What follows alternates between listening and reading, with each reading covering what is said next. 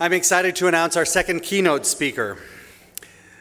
Elizabeth Parrish is CEO of BioViva, a biotech corporation targeting cellular aging that develops therapies to regenerate muscle and tissue. BioViva believes everyone deserves access to these life-saving therapies. Elizabeth is a humanitarian, entrepreneur, innovator, and a leading voice for genetic cures. As a strong proponent of progress and education for the advancement of regenerative medicine modalities, she serves as a motivational speaker to the public at large for the life sciences. She's actively involved in international educational media outreach and is a founding member of the International Longevity Alliance. She's an affiliated member of the Complex Biological Systems Alliance, which is a unique platform for Mensa-based, highly gifted persons who advance scientific discourse and discovery. The mission of the CBSA is to further scientific understanding of biological complexity and the nature and origins of human disease. She is the founder of Biotrove Investments, LLC, and the Biotrove Podcasts, which is committed to offering a meaningful way for people to learn about and fund research in regenerative medicine. Please join me in welcoming Elizabeth Parrish.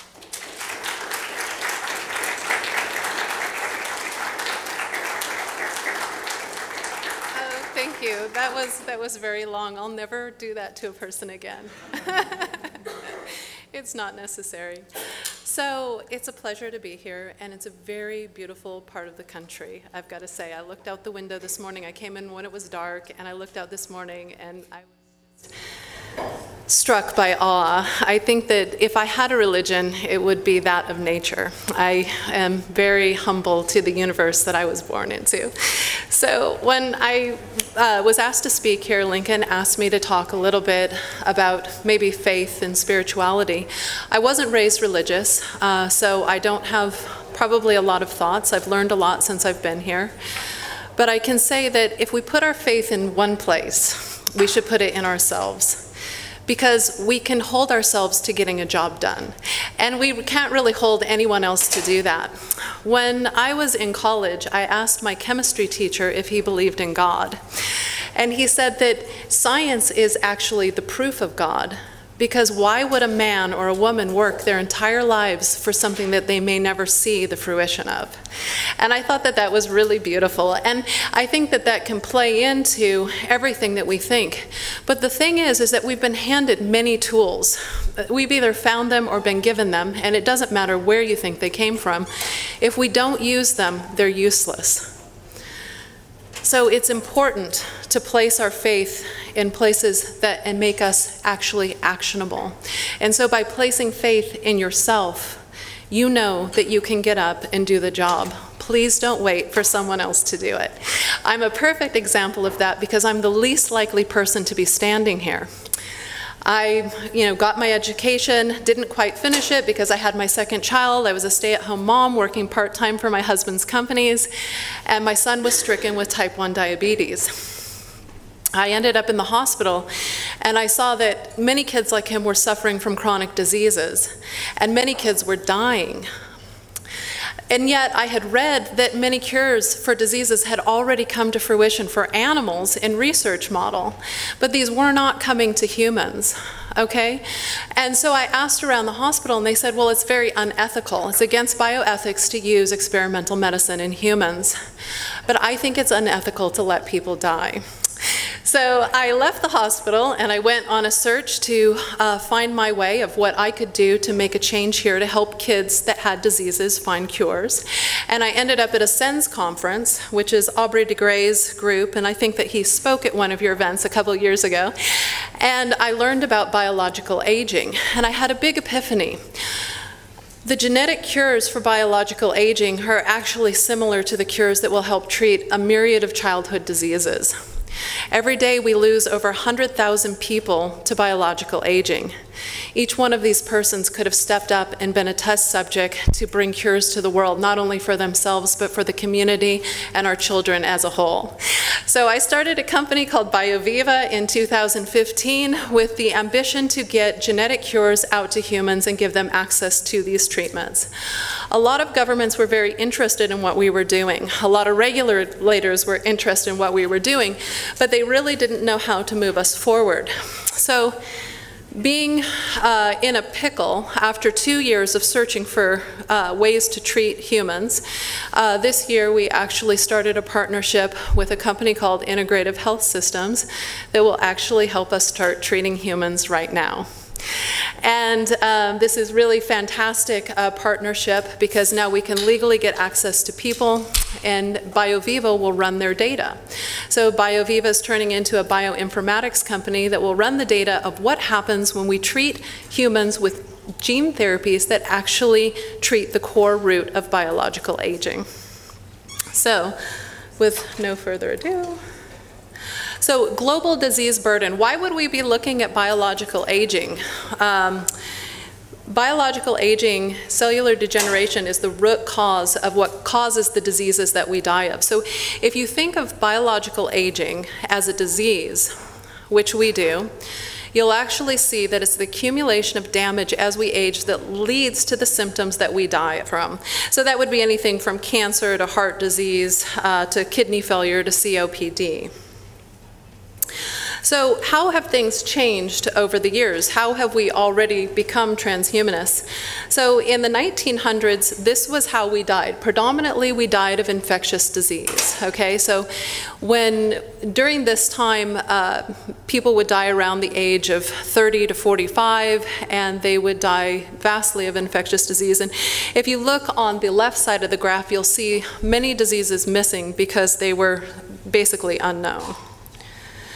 But by 2010, we see that only 3% of the population is dying of infectious disease, even though it makes headlines, okay? And that's because of antibiotics and immunizations. It vastly changed how humans lived and how long they lived. So when we look at the argument of is biological aging actually driving disease, you can actually see it on this graph. We see cancer rise significantly after 40.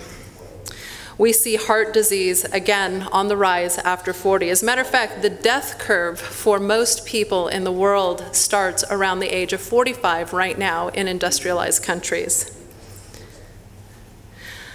Diabetes type 2, this is not type 1, but it vastly rises as we age, as well as Alzheimer's.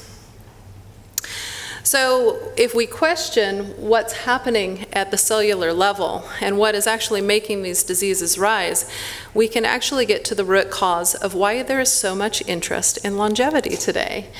Now companies and science has turned its eyes towards cellular degeneration, and now we're looking at treatments that will actually affect what it will soon be, by 2050, 2 billion people of the population.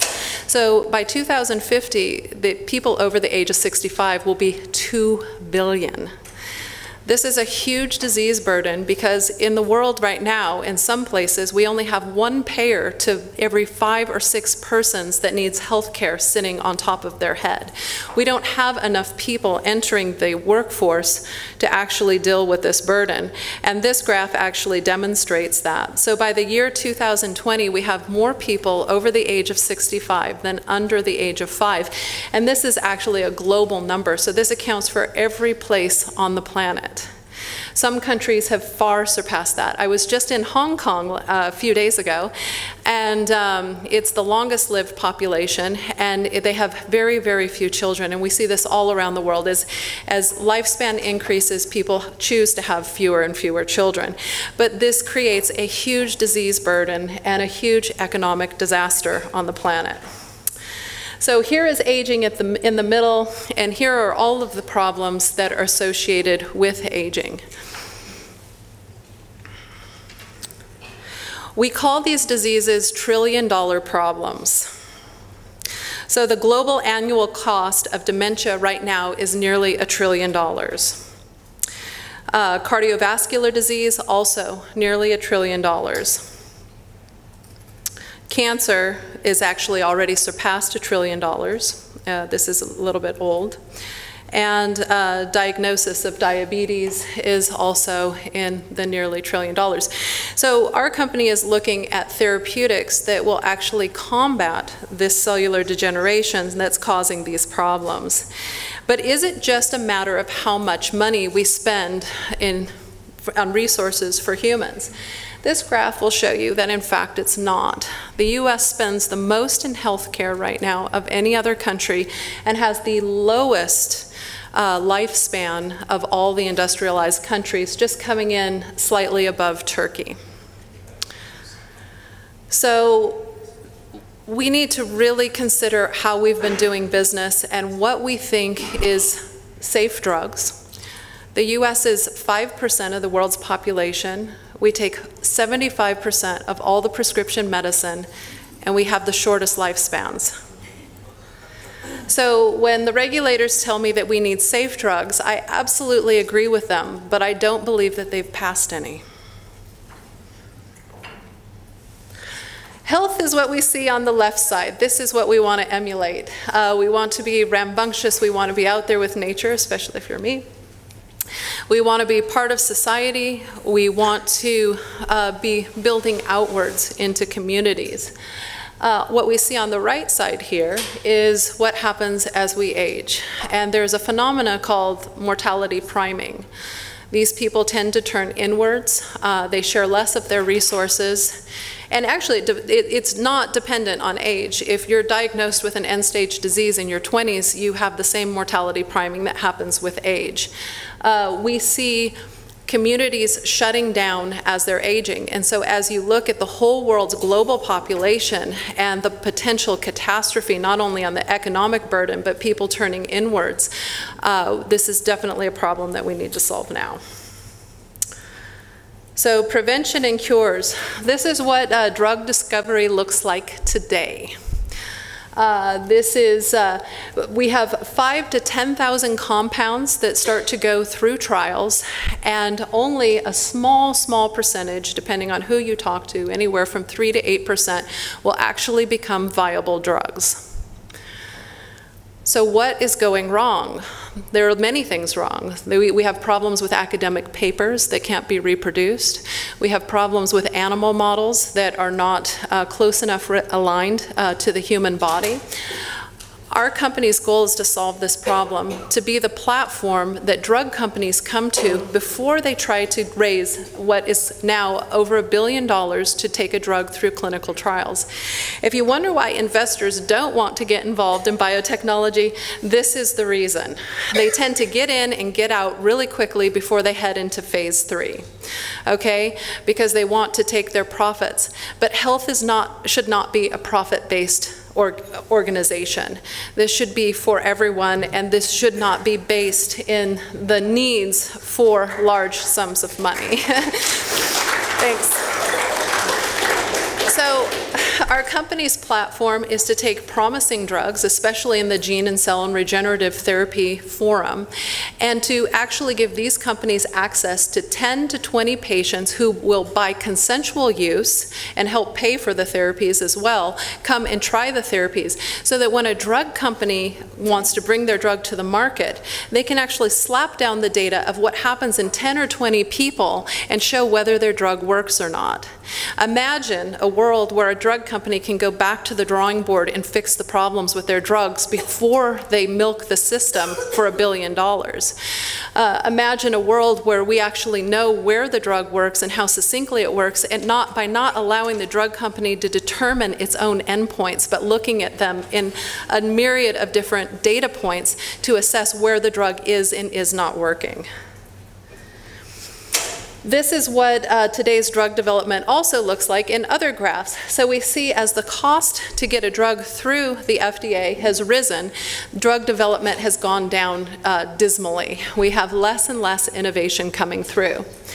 And over here on the right, we have actual efficacy rates, which are also dismal.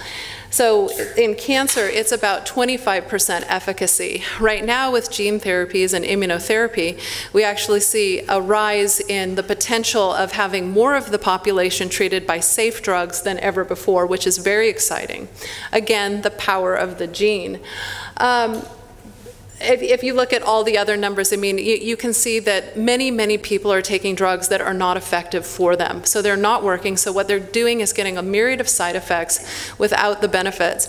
And our hope with gene therapy is that when we succinctly look at the gene that we want to upregulate, we're only upregulating the protein that gives you the benefit that we're looking for. Therefore, the off-target side effects, everything's a side effect, we're looking for the positive ones, but the negative ones shouldn't be so relevant. Or prevalent, I should say. They're definitely relevant. So this is what drug development has historically looked like up until now. On the left side of the chart, you see therapeutic interventions that are trying to target diseases specifically and succinctly towards essentially treating symptoms of biological aging. So they're going directly after neurodegeneration and atherosclerosis and cancer. But in fact, what we need to work towards is what's happening on the right side of this graph. Therapeutic interventions, when they look directly at biological aging, can knock all of these diseases off the board, I would say, except cancer, quite succinctly. Cancer, we have some problems with that because much of it is still environmental, and so until we find genes that help to keep genomic stability as sound as possible, which I think that we can do, we will still be plagued with cancer. But when we look at biological aging succinctly, we can actually knock each one of these processes or symptoms of aging off at one time. So what is the power of treating biological aging? So today, if we looked, the yellow bar is an average woman living to 81 years, okay? If we had a cure for cancer today, she would only live 2 more years. That's significant, but it's really not incredible. And a cure for heart disease would only add 4 years to her life. Curing cancer, heart disease, and stroke and diabetes would add 16, which is significant. Now we're talking. But if we just slowed aging, it would add 33 healthy, productive years to her life, keeping her in the workforce longer, keeping her from being debilitated, keeping you from having to pay for her health care. This is a really nice video. This is a family in Oregon, and essentially every year for I think 40 years, they took a picture together. And what's so beautiful is this, they're beautiful in the beginning and they're beautiful in the end, but during these photos you can see what aging does to our bodies. You can see what happens on the outside. It actually is a remarkable disease that is very visual. It doesn't hide itself. And what's happening on the outside of their bodies is happening on the inside of their bodies too. David Kelly, I'm not sure where he's at right now, but he had a conference that I spoke at, and we showed what the inside of an 85-year-old brain looked like compared to a 27-year-old. And this was an 85-year-old who didn't have dementia, and it was really quite devastating. I wish I had that slide. So again, beautiful women, but they're definitely going through the process of aging and heading towards their own demise. This is what's happening inside our cells. These are the 10 hallmarks that we know of right now that is driving biological aging. And knowing these hallmarks is the beginning of the battle. This gives us a potential to actually intervene. So you can see that there are things that are happening on the outside of the cell, and there are also things that are happening on the inside of the cell. So we have things like cellular exhaustion, loss of proteostasis. We have cellular senescence, and a lot of people have been hearing about senescence lately because one company has raised a lot of money who is going after arthritis, and they're using it with using a senescent cell killing gene therapy. Extracellular dysfunction, and so on, including telomere attrition and dysregulation and nutrient sensing. So by knowing these 10 hallmarks, we can actually start to develop therapies that reverse the issue. And what we really are looking for is a cell that regenerates and restores as fast as it degrades. So the Methuselahs. The Methuselahs are organisms that their life has been extended significantly through gene modulation. And these are them. So you can see that worms, their lives have been extended by now actually 11 times. Flies by 4, killifish by 5, and mice now, I believe, by 5 times.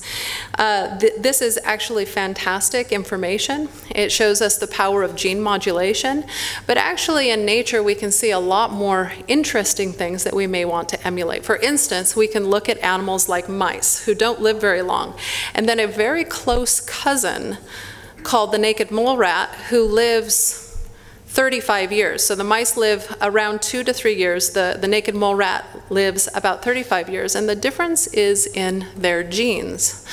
The bowhead whale lives to about 250 years. Again, the difference is in the genes. So now what we're doing is searching and looking at organisms that don't get cancer, that don't suffer from diseases of aging, and that live an extremely long period of time. But the Methuselahs help us a lot because it shows us that gene modulation can, in fact, lead to longer lifespans. So now it's time to do it in humans. But how do we do it in humans and determine how long a human would live? Because a human can live up to 80 years. The reason we do research in mice is because they live a very short period of time, and so it's very evident when we've extended their lifespan. We can look at predictive markers of biological aging. So here in the middle, the red line that is curving down, you see the death curve. And here you can see people at their different aging trajectories. So not everybody biologically ages at the same rate. Some of us are biologically older than our peers of the same age, which is very interesting. And so what we need to do is basically science the crap out of this. We need to understand and actually build predictable biomarkers of biological aging, and I'm here to tell you that unfortunately they do not exist at this time.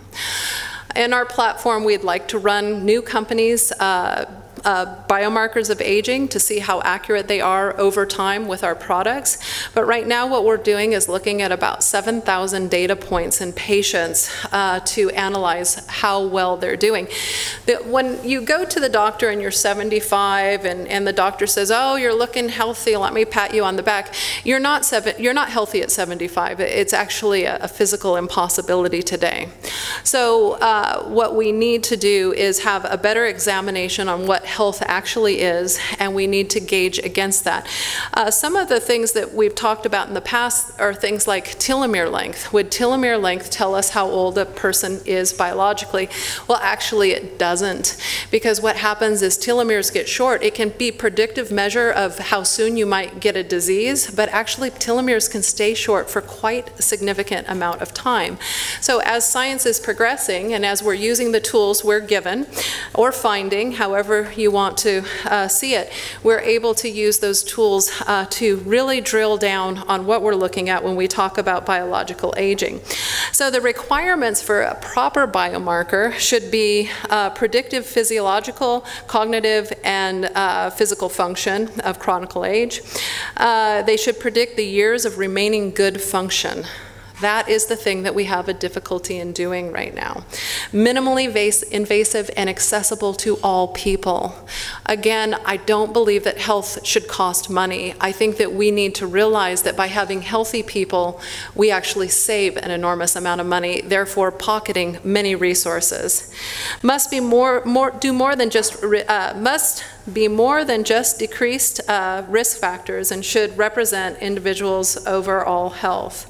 So the three types of markers that we look at right now are methylation profile, proteome and telomere length as far as the molecular, Clinical is the VO2 max and the CPAX, and physiological is the MRI imaging and visceral fat ratio. And these actually are pretty accurate for health, but again, from the standpoint of health, it is really hard to have a proper marker of your biological age. We can just say whether or not you're healthy in one part of your body, but maybe not all of it. So what we're looking at as a company now is looking at omics, omics, omics. How many omics can we get on a person? And then you're thinking that maybe we might have the problem solved, except for vastly these omics are still not understood. Silence. But does that mean that we shouldn't actually gather them? No, because they're being better and better understood over time and can actually help us build a profile of health that will actually withstand future development. And the reason that we can do this is because the cost of genetic sequencing has gone down significantly. And remember, you can not only get your genome sequenced, but you can actually look at your microbiome and a myriad of other fantastic areas of your health these days. And as our understanding of the genome increases, our ability to alter and edit the genome increases with it. So with understanding, we proceed even faster. So bioinformatics is what the company is working on now. We're working on fast-tracking the development of drugs so that they benefit you even sooner. And some of the other markers that we would look at are these ones, epigenetic profile mutations. NAD+ is really popular these days, especially when we're dealing with vascularization of the body. Blood analysis, telomere length, senescent markers, DNA repair activity, and wound healing. And this actually is really interesting because we certainly don't want to cut you and then have you try to heal. One of the unique ideas that we're working with now is how to take cells from a patient and accelerate the aging in those cells to glean what diseases that you might die of in the future. It's kind of exciting and it's very interesting process. And what this does is gives us the ability to do real personalized medicine. So right now the gene therapies that BioViva is bringing through the platform are genes that we can all benefit from. But as we run more into the future, we know that some of us have genes that are beneficial to longer lives. We know some of our families live extremely long. Mine certainly doesn't. And so we will want to have precision medicine that helps each patient actually achieve their maximum outcome. So that starts with diagnostics and prognostics. And again, this is the data points that I can't overstate more. These data points are very, very important. Personalized experimentation, and this would be the cell type cultures to increase the aging in the cells and to see what your risk factors may be. And then of course personalized treatment. And we're not actually doing these in orders because we don't believe that we can wait to have everything in line, that human data is the most important thing and that we must collect that human data to get there. I was talking to Parker earlier and we talked about, yeah, you're smiling. We talked about the mountain that we're standing on now and the advancements that we have today and the mountain that we want to get to. And that actually nobody seems to want to travel through the valley of potential death to get there. But in fact, we don't get there unless we travel through that valley. Okay? We have to be actionable. We have to realize that right now we have 100% risk of death. And in order to get to the other side, the upgraded human, we're all going to have to take part in the experimentation. We're all going to need to be a proponent and an active faith-driven, even if it's interfaith-driven person in order to get this data. Today, Integrative Health Systems, the company that we're working with, has plenty of people that are in high need of treatments. And that's fantastic because that will give us some amount of data. But we would like to move those gene therapies back into preventative medicine because that's where the real cost savings is. When we use them as preventative medicine so that you don't get sick to begin with, we can see the true power of the therapeutic. So today there's 425 gene therapies in trial, and that's pretty fantastic. And there's 523 cell therapies that are in trial. And this is really good news for everyone, but even being in trial does not mean that these therapies will get to you in an expedited manner. So you really need to push your legislators to open up for experimental medicine so that all people can have access to them. And tissue engineering lies somewhere in between the cell and gene therapies. We generally use both. So how will BioViva actually get data on humans that is meaningful and accurate, and how will we help patients? Well, we can help them with adaptive clinical trials by actually ensuring that the right patients are getting access to the right therapeutic. By doing this, we actually minimize a lot of the buzz and the noise and the garbage in the system, ensuring that our outcomes are as relevant as possible. Remember, we're not here to pass any particular drug, we're just here to see if they work or not. So the ideal therapeutic requirements would be, safety data in animals, even though we know that it is sometimes weak at best. But having some sort of toxicology data is pretty important to moving therapeutics forward. And having affirmed efficacy in humans is even better, and that's where we step in, to actually give humans the autonomous right to access therapeutics. And we do believe that it's your human right to do this, that no government should pull over your head that you do not have access to do anything you want with your body. We would like to modulate multiple aging biomarkers at once. Those hallmarks of aging that I showed you, if we can hit more than one, we would be thrilled. If we can just hit one, that would be fine, because we're actually looking for the combinatorial therapy of the future that you will take. A preventative effect, we've already talked about this. We'd like to build these type of therapeutics into preventative medicine, very similar to immunizations, and actually gene therapy is very similar to an immunization. And a regenerative effect. Of course, slowing aging would be a multi-trillion-dollar market, clearly, but reversing biological aging is really the goal, creating gene therapies that regenerate the cell faster than it actually degrades. And we have good evidence that we can do that with what we have now, and over time, these therapies will get better and better. Okay, so diagnostics, prognostics, personalized experimentation, personalized therapies, and equal restorative medicine. And I won't bore you with this slide because we have limited time, and if you'd like to see it, anyone is welcome to have access to our slides. But this is essentially a recipe for success. Okay, this is a recipe for how we actually get drugs through a human trial and actually have better data than we would through a regulatory body. Because remember, when you go through a regulatory body, many of the companies can actually hide their data. So who am I, and why am I telling you that you should take a gene therapy? In 2015, to launch the company, I took 2 of the gene therapies that showed the most promise for humanity. And I'm happy to say that we have proved safety, which is wonderful, and we are showing some amount of efficacy as well.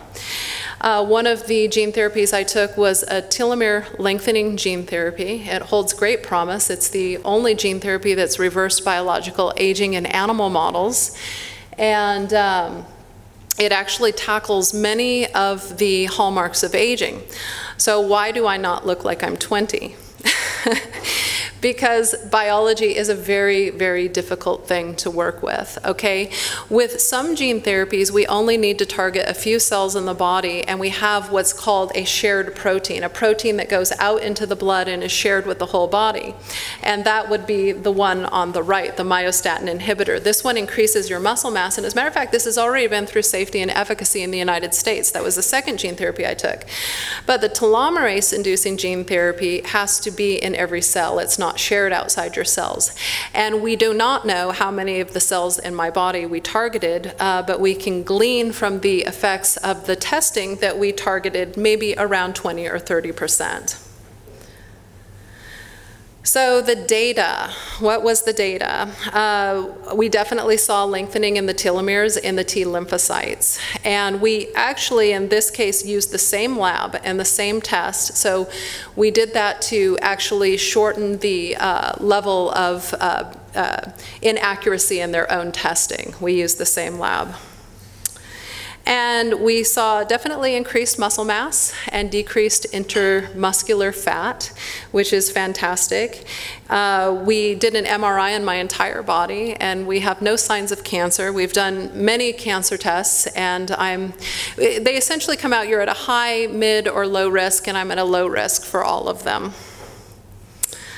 Let's see, we saw a 6-fold reduction in C-reactive proteins, which are a sign of inflammation. And so if you have inflammation, if my C-reactive proteins would be high, that would kick off things like cancer. We'd have some indication that I might have cancer or some amount of immuno problems going on in my body. We don't see any. As a matter of fact, they're extremely low because they were normal when we started. Again, this was just a couple of the cancer tests of things that run in my family that had very low risk. 25% reduction in blood glucose levels. So when we increase muscle mass, the great thing about that is not only do you feel stronger and more independent as you age, but it actually fights what we call metabolic disorder. So metabolic disorder is essentially things like type 2 diabetes. You increase the muscle mass, you decrease the intermuscular and intra-organ fats, and you have a body that actually is more sensitive to insulin, and that's fantastic. And my HbA1cs, which is a long-term indication of how my blood sugar is doing, is extremely good for my age group. We also saw a reduction in triglyceride levels of 50%, and that means better heart health. And the thing is that these markers have actually continuously stayed low, and so that is a really happy finding. I think that actually with one scientist in California who was running some of my data, he ran up and gave me a big hug when he saw my first biomarker change. And it was, I don't think I'll ever forget it. And I said, "Why are you hugging me?" And he said, your blood glucose levels are down, your metabolism's better. This is the first change we're seeing from the therapy. So that was really exciting. So as far as the damage that could have been done with the current technology, we have not seen liver damage, which was one fear that we would see at the high level of viral vectors that I took, and no sign of kidney damage or cerebrovascular changes. So our ultimate goal is health. Okay. I think that we can go a lot farther than that. I think that we can start looking at other species like technology. Have you ever gone snorkeling and saw a squid change colors in front of you and do fancy things? I think that as humans, we have the potential to be limitless, but I'd have to say that health is the first place that we need to start. And before we start the debate on extreme lifespans, we have to prove that we can do it, okay?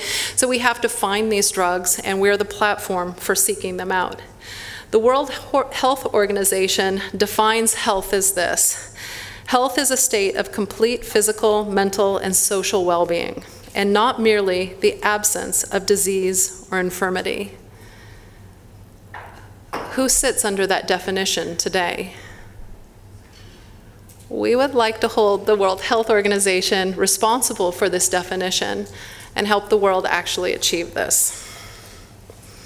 So thank you for listening.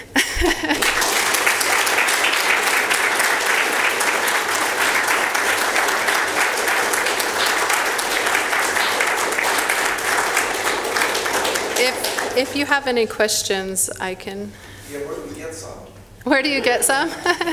Well, you actually can contact a company called integrativehealthsystems.com, and you should probably come through BioViva and email BioViva. We're at bioviva-science.com, because there's a lot of integrative health system companies, companies with that sort of title, and we can give you the direct link to them. How many persons have used the therapy since you? Or maybe you could just clarify whether anybody had it and there's something different. Yeah, so right now we're opening up integrative health systems, so all of the patients before that are all anonymous, and so I can't disclose any of that information, but we're hoping to have the data that we can share. All these patients will all be anonymous as well, but they all have to agree to sharing their data. So others have? Yeah, so we have, well, I can't say that because I might be in breach in some things, but I do say that we have some indications of definite safety across the board with at least these 2 gene therapies, and then we'll ask the same for other companies or obtain it for them. Yeah, I was wondering if you had looked at nutrigenomics, which is a pathway for achieving some of your objectives in addition to gene therapy. And second, in gene modulation, are you saying that you could take like a valine and change it into a methionine in a single type polymorphism? I'm thinking of especially the methylation profiles. Okay, so for the first question, you got to talk to our bioinformatics people. And if you have a good suggestion, we're always open to suggestions. I don't know if it's something they're looking at or not. So that's a good question. CRISPR actually is giving us the first glean that we can actually change genes within the genome and not only cut and edit them, but actually methylate or turn off or turn on genes that are already there succinctly. And that's what we're really excited about. When I talk about gene modulation in model organisms, these are essentially turning genes on or off. The future of actual genomic therapies will be modulating the genes in the true sense of having a dimmer switch. We don't have that right now. We have on and off, and that's it. I'm a type 1 diabetic, so it's not really a age-related disease. But you mentioned that you started research, that you're interested in working on that. Right, so my son has type 1 diabetes, and that's what threw me into this, and that's what encouraged me to take this test. And so I think that that's a really important thing to touch on for 2 reasons. Number one, to answer your question, there are a lot of companies doing really great work in type 1 diabetes. They're not only looking at it genomically, but they're looking at some fixes until we can get to the point where we can actually do immunotherapies that will stop the immune system from attacking the pancreas. And yeah, I'm really, really excited about this. As a matter of fact, I brought my purse up here. Usually I have my son's Dexcom, which, so you know, it reads his blood sugar in real time, but right now he's playing soccer, so he has no data, so I went ahead and put it in my purse, but usually I have it out during my whole talk so that I can monitor him. So I commend you. Everyone says, you know, it's a manageable disease, and you know as well as I know, it becomes a part of your life and it becomes somewhat normalized, but I don't think that we should ever acknowledge it as a normal part of existence. So I'm looking forward to the eradication of it. We have looked at a couple of gene therapies, one for the gut lining that can actually create it can make the gut lining cells create insulin when they sense sugar. But again, right now, we're just for the first time this year putting money into research and development with Rutgers University in order to create a gene delivery method rather than a specific gene therapy. So what we want the ability to do is actually deliver any gene for any disease as needed for patients. But as far as the type 1, you know, a lot of people think, well, this is a treatable disease and you know, what are the big complaints? Well, chronic disease is actually a very plaguing state of being. And, you know, type 1 is something that you're managing all day long. You're high, you're low, you finally have some breakthrough and you have somewhat normal blood sugar for 8 hours, and then you're high and low and you're all over the place. And it's a huge burden for these people. But of course, we're here for all diseases and not just one. Sure. Can I put an idea out there? So it's Yeah. a little crazy. Oh. Yeah, well, It's okay. So, I don't know if you heard of Dr. Henry Daniels' work where he takes genes and puts them in plants, lettuces, and puts a molecule that can release into the body. Well, he takes the proinsulin gene, it's consumed, the cellular protects the proinsulin. He has a cholera kokine, so the body absorbs it in the intestines. And he says that it actually trains the immune system not to attack the beta cells when you do that. Ah. Yeah, I haven't heard about it, but Something you need to look at. Really yeah. Yeah, I have a whole folder, and I keep up on all the technology coming through. I'm excited about the under-the-skin implants, and I understand that just in the next few months we'll have fast-acting insulin that acts within 5 minutes, but I really still think that that's a poor step in the direction of a cure. What kinds of gains, I suppose what we call them goals, is BioViva, or maybe even precision medicine is a field looking at in terms of the extension, let's say an average of 1 year life extension or longevity, what might that cost project out at? So as a therapeutic, what would it cost? Well, we're hoping by the time, there are many things that right now that we're using, just like washing your hands and basic sanitary practices that extend our lifespan today. But if we had a gene therapy that could extend your lifespan by a few years, I'd hate to put a value on things, but I can tell you that right now gene therapy is massively expensive. So when we do our gene therapies, it costs tens of thousands to hundreds of thousands of dollars, upwards of $1 million, depending on what a person wants to take into their body. And that's just having the gene therapy manufactured. So one of the areas where we're putting money now is into manufacturing to see if we can cut the cost by about 60%. But when we have the combinatorial therapy that actually extends life significantly and keeps people healthy and active, my hope is that it is very, very low cost and accessible by everyone. And I think that we have a lot of reasons for that to be, because even the people who could afford it now don't want to pay for the people who can't afford it later. So I think those things will work themselves out. But right now, it's pretty cost prohibitive. You express the aspiration to make it affordable for everyone. I wonder if how far that aspiration goes. I'm thinking of persons who currently live in sub-Saharan Africa. Is that so far away that it's not even worth thinking about at this point, or are you thinking that the cost of these sorts of things can come down fast enough that that's reasonable to think about?